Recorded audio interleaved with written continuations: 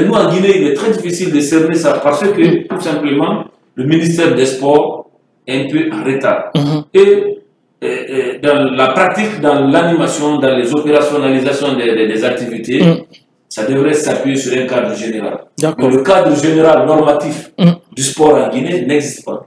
C'est-à-dire que ça devrait être un code du sport qui prendra tous les actes, lois, qui sont votés à l'Assemblée, règlements qui sont pris par l'exécutif, qui est décret, arrêté ministériel et autres, et des décisions prises par les fédérations, et les combiner au sein d'un seul document qui définit la référence, le guide auquel toutes les organisations sportives, qu'elles soient fédérations, qu'elles soient clubs, puissent se référer.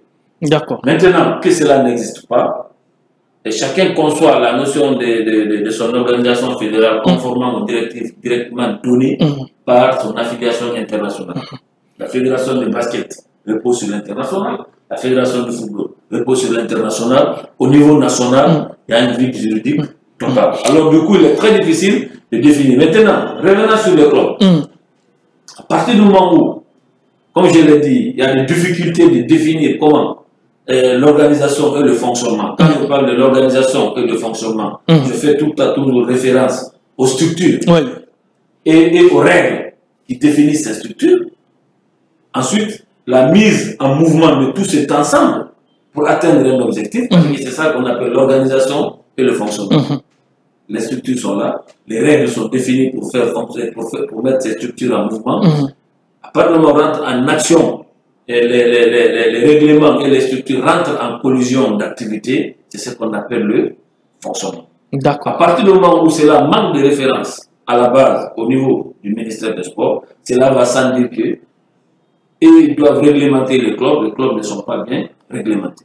Maintenant, revenons sur les clubs, la notion du club. En France, par exemple, les clubs aujourd'hui sont dans le concept de groupement sportif. Il faut que les gens comprennent c'est quoi un groupement sportif. En France, un club de football est un regroupement où, à l'intérieur du panier, il y a une association sportive qui est le club, et il y a une société sportive qui est le club professionnel si le club est engagé au niveau professionnel. Donc ça veut dire qu'en France, dès que ton club a la dimension de la ligue professionnelle, l'association crée une entreprise qui s'affilie à la Ligue guinéenne de football professionnel. En France, le Paris Saint-Germain n'est pas totalement membre de la Fédération française de football, c'est le Paris FC.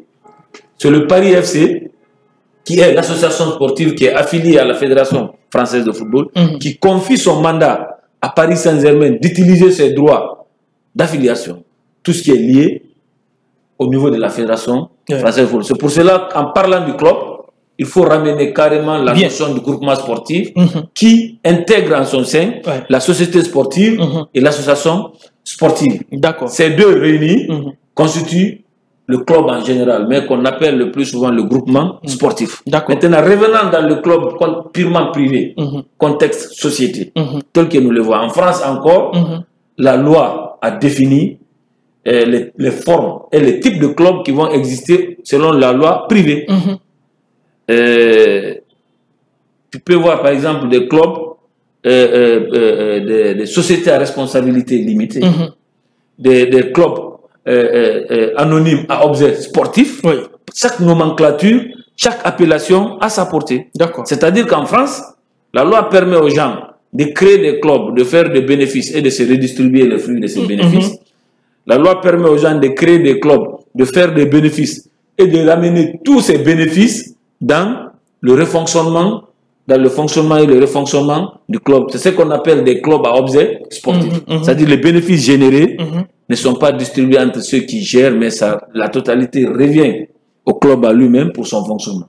Donc, la loi, le code du sport français a défini le type de clubs qui peuvent exister au privé. Il y a des sociétés sportives à responsabilité limitée. Il y a des sociétés sportives anonymes. Il y a des sociétés sportives à responsabilité limitée à objet sportif, ainsi de suite. Mais je le reprécise que ça, ce sont des nomenclatures qui sont prévues dans un document qu'on appelle le Code du sport. Et que chaque type de société à sa forme de gouvernance. Maintenant, en France, je vais finir plus rapidement pour qu'on gagne.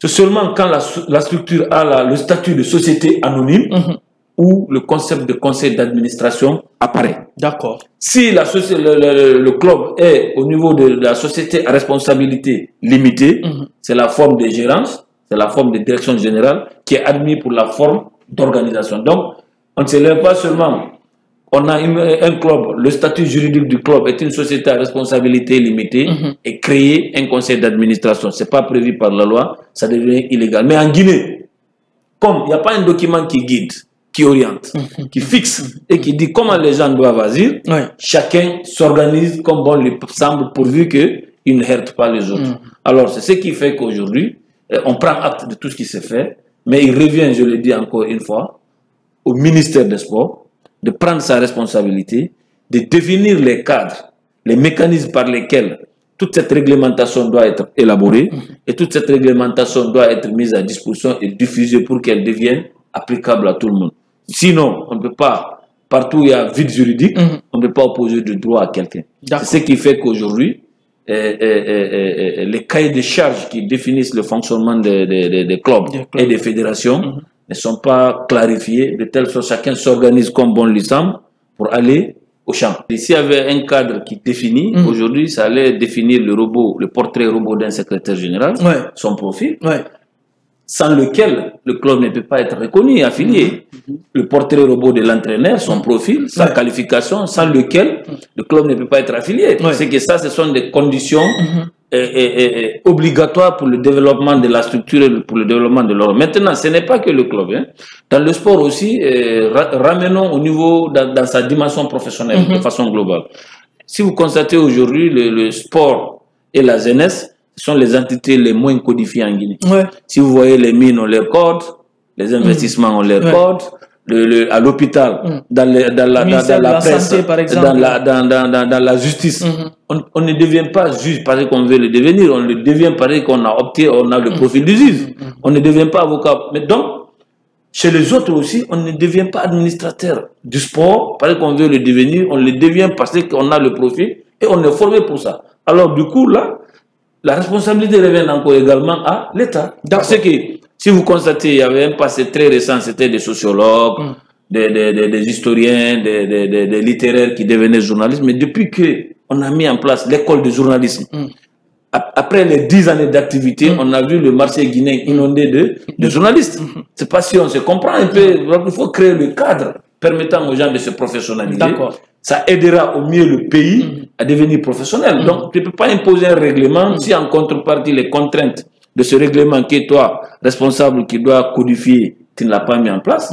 Aujourd'hui, on ne peut pas gérer le sport et la jeunesse sans pour autant passer par les écoles d'inspectorat de jeunesse et de sport. Parce que ça, c'est une autre professionnalisation à part. Mais ici, les nominations, c'est à la tête des gens qu'on nomme, et on veut faire du résultat. Non, pas du tout. Il y a de ces postes clés du développement d'un service, tu ne peux pas être là si tu n'es pas un professionnel. Alors, c'est ça, c'est le cœur. C'est justement ça. C'est justement ça. Ça devient ici, tu vois, en Guinée, je m'excuse, quand tu es secrétaire général de la jeunesse du parti, quand le parti monte au pouvoir, on t'amène secrétaire général du ministère. Et cependant, ça n'a rien à voir. Être responsable, spécialiste des questions de jeunesse et de sport est une profession à part. Ça s'apprend, ça s'étudie dans les écoles. C'est pas pareil que tu as géré les jeunes dans les mouvements de réunion politique que tu pourras valablement gérer un jeune qui aspire à s'épanouir, qui aspire à se former, qui aspire à se développer. Donc, du coup, tout est foutu. Le sport est la seule activité en Guinée qui n'a pas une école digne de ce nom où on forme les éducateurs. Du coup, on voit sur le terrain, quelqu'un viendra et te dira qu'il a la licence B, mais c'est des licences obtenues par VAE. C'est-à-dire, on te donne et on ne sait pas, il n'y a pas eu évaluation sur les nombres d'heures requises, sur le temps de cas pratiques requis. Donc, on dit qu'il a fait 10 ans, une chance l'a trouvé là, FIFA est venu pour un stage, il a fait la licence D. Les empreintes, ça peut trouver de guerre. En fait. Et ça devient parfois même nuisible et suicidaire pour la République. Parce que les gens qui se forment n'ont pas le profil d'abord de se former. On leur attribue les diplômes. Alors, les diplômes là deviennent des trophées de guerre et que par endroit, ils revendiquent ça, même si forcément la compétence n'est pas là derrière. Donc, du coup, vous voyez que la Guinée est le pays le plus en retard du point de vue valeur sportive et qui s'épanouit à l'international. Les arbitres participent de moins en moins aux compétitions. Donc, il y a tout ça et ça ramène à la notion de la professionnalisation, à la notion de l'encadrement, à la notion de formation, à la notion de réglementation. Donc, ça, ce sont des éléments qui sont de la responsabilité exclusive du ministère du Sport. C'est eux qui définissent le cadre général d'action. Maintenant, les fédérations sont dans le cadre opérationnel.